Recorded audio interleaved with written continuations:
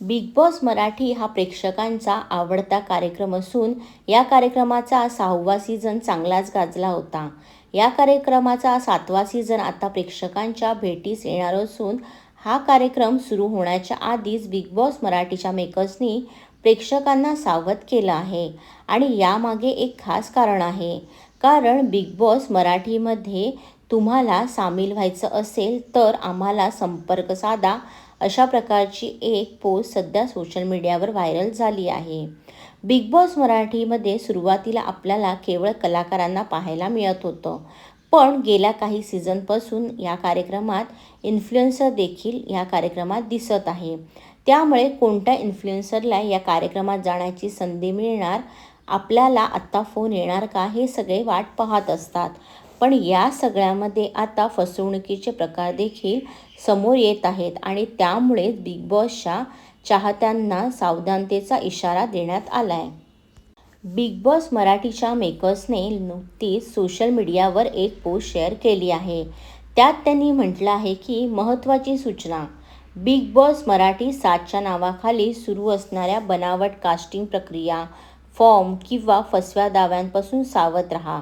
अधिकृत माहितीसाठी फक्त आणि फक्त आमच्या अधिकृत प्लॅटफॉर्मवरच विश्वास ठेवा. सतर्क रहा आणि सुरक्षित राहा. बिग बॉस मराठीच्या कास्टिंगसाठी कधीही कुठल्याही प्रकारचा फॉर्म भरून घेतला जात नाही. या कार्यक्रमाची कास्टिंग प्रक्रिया ही अतिशय गोपनीय आणि अधिकृत पद्धतीने केली जाते. कृपया कोणत्याही बनावट कास्टिंग कॉल, फॉर्म किंवा पैशाची मागणी करणाऱ्या व्यक्ती किंवा एजन्सीवर विश्वास ठेवू नका.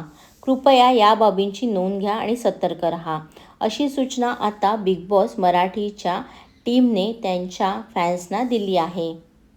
बिग बॉस मराठीची लोकप्रियता पाहता आपल्या देखील या कार्यक्रमात सहभागी होता यावं अशी अनेकांची इच्छा असते आणि त्यासाठी अनेक जण प्रयत्न देखील करत असतात. कलाकारांसोबत इन्फ्लुएन्सर्स देखील यासाठी मोठ्या प्रमाणावर प्रयत्न करतात.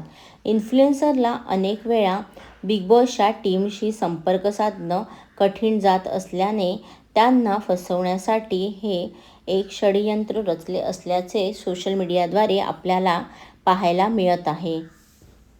सोशल मीडियावर व्हायरल असलेल्या किंवा सोशल मीडियावर कोणीही दावा करत असलेल्या गोष्टींना भुलू नका आणि त्यांनी सांगितलेले फॉर्म भरू नका किंवा त्यांनी कोणतेही प्रकारचे पैसे मागितले तर त्यांना पैसे देऊ नका. ही कास्टिंग प्रक्रिया खूपच गोपनीय असते, असे आता बिग बॉस मराठीच्या टीमला त्यांच्या चाहत्यांना या सोशल मीडिया संदेशाद्वारे सांगण्यात आलं आहे.